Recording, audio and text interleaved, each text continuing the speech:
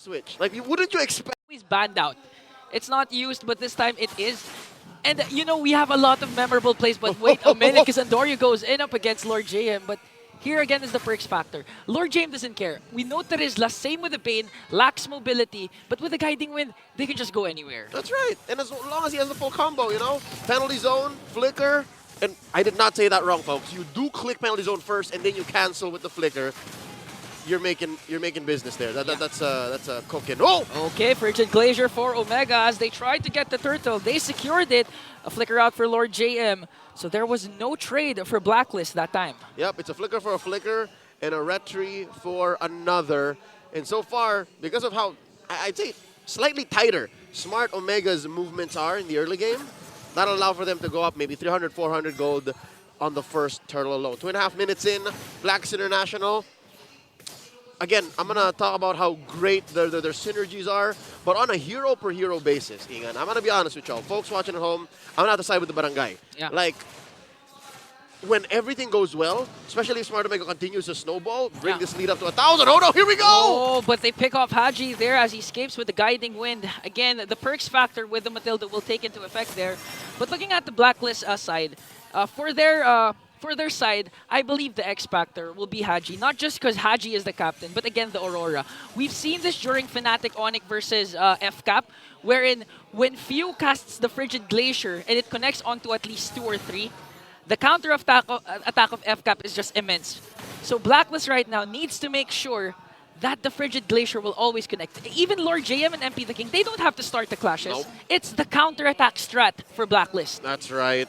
And count me up into this 76% for Smart Omega because leading up to day 1 of week 5, I also called it. I said Omega's going to win this. But look at that. Off camera, Haji put down about 1/10 of his health, courtesy of Andoryu. And this is unfamiliar territory for me, Ingan. It's been a while since we've seen a 4-minute, 5-minute game with no first bloods. Yeah, especially for Omega.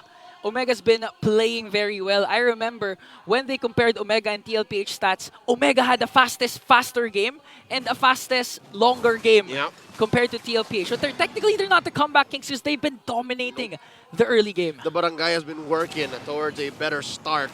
And I'm not just talking about in-game, but even their Season 14 has been on fire, holding a streak up until the 2nd week. Now, second turtle's already spawned up, about 500 gold between Omega and Blacklist. Andoryu just working on his small camps. Might even go for the orange first, as it's Blacklist circling the pit. This is such a passive game, but again, it favors Blacklist lineup. They have Oheb with the Moskov, so if ever this game extends to the 18-minute mark, 20-minute mark, Blacklist can actually win this, but Omega starting things off. Look at Ryota! Finally, some action as Joe picks up a first blood. And Andoryu picks up the second turtle. See what I tell you? If you count out everybody and what they do in a team fight in an objective take, Smart Omega has it all. And Blacklist, you already mentioned it, they have the late game. They just have to hold out. They have to make sure that OM makes it to, what, 14, 15 minutes without dying too much, and that the map is on their side. But look at this. After the turtle take, second turtle take, mind you, Jom goes for the trade. Okay, that's a top trade. for bottom. That's a good trade. Top for bottom again. But if this game extends again, it will go to Blacklist. And I just like to say, I think we have a passive in the caster's desk. Because every time we say that the game is passive, immediately right after something happens. Yeah. And in that case, it was Ryota's final slash connecting on to 2.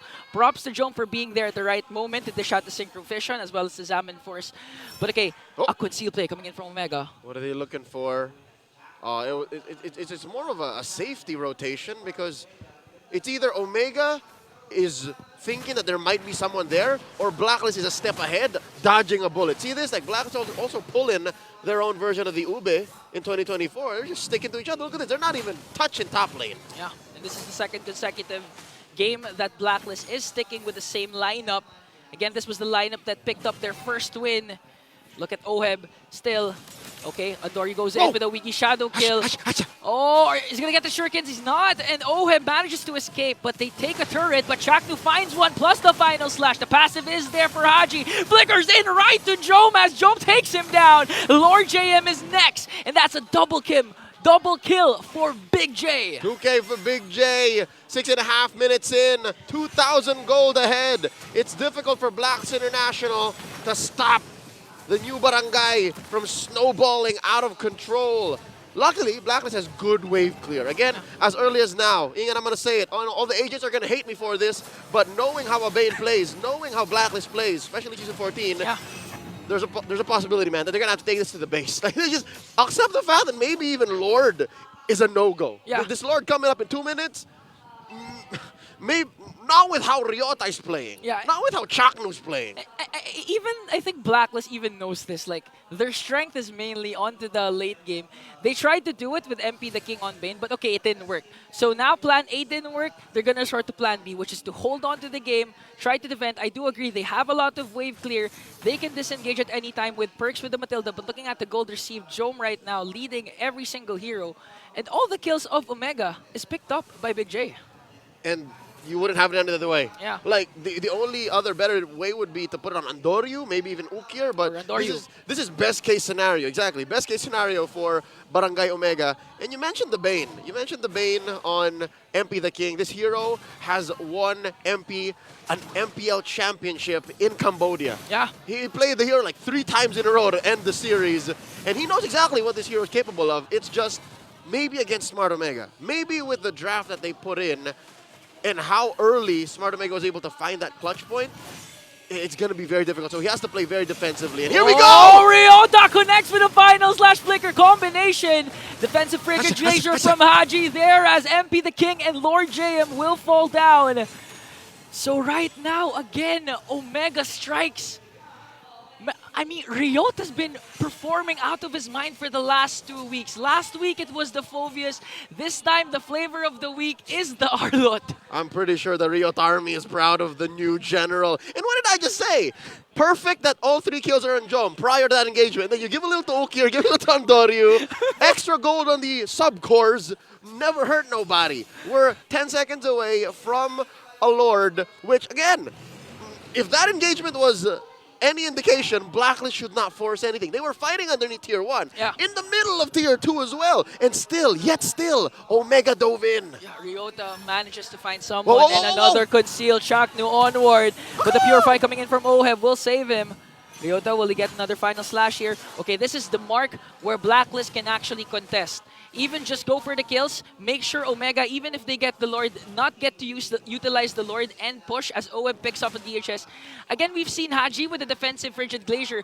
During that time, it connected onto 3. The problem was their frontliners were soaked up by the final slash. So if they evade the final slash and manage to catch that Frigid Glacier, Blacklist can turn things around. That's one way to go about it, but look at this. Blacklist very cautiously moving around. Might go for 1! Another one. Lord JM has to use the flicker out. And Andoryu secures that Lord as Perks tries to walk away. Oheb will not cast that Spear of Destruction as he tries to work on the top lane. And now Omega. No trade once again for Blacklist. They can actually go for an inhibitor if they manage to go for those engages again, especially with Ryota. Whoa, wait. What's Andoryu doing? Did he just let that wave go? I mean, it should be able to take care of itself. What a delay. All right, he's taking care of business there. All right. Now, okay. Talking about the sinks, yes, you're right. They could definitely lose an inhibitor, Blacks International, but also, best case scenario, again, given their great wave clear, Holy Shield's popped. Yeah. That's another possibility, and if you want to make it to the late game, which I think what's Blacklist's plan right now is, just don't force anything, man. Look at Haji. That's dangerous. Okay, Haji has to walk away. No, he canceled his recall. I think he wants to go for the back line with the Frigid Glacier here as the Lord marches onto the bottom lane. We're looking for a sandwich? Okay, Ryota here for the conceal. Wants to go for the final slash and connecting onto Perks. Perks using the Guiding Wind out as he tries to go in. Lord JM, look at Lord JM onto the back line, but they're going to get the first pick off. It's going to go on to Chaknu. Omega kill coming in from Jome as they burst down the Lord. Holy Shields pop, but no inhibitor turrets taken down. Oh, they're still working on it. Ukir and Jome don't want to let it go. Look at the damage coming in from Oheb. Look at Oheb go! Oh! Luckily, there was a shield coming in from Ukir. Now Jome's not yet done as he tries to go for Lord JM. Look at Andoryu with the shadow connecting onto Lord JM when you thought it was all over. Nothing personal, Wow. kid. Andoryu finishes the job. In that moment of, whoa, whoa, whoa, whoa, whoa, another shadow kill! Even done. That was on to Oheb. A timely, crucial kill. Wow, I like that. I like that. Oh my lord, Andoryu just does not stop!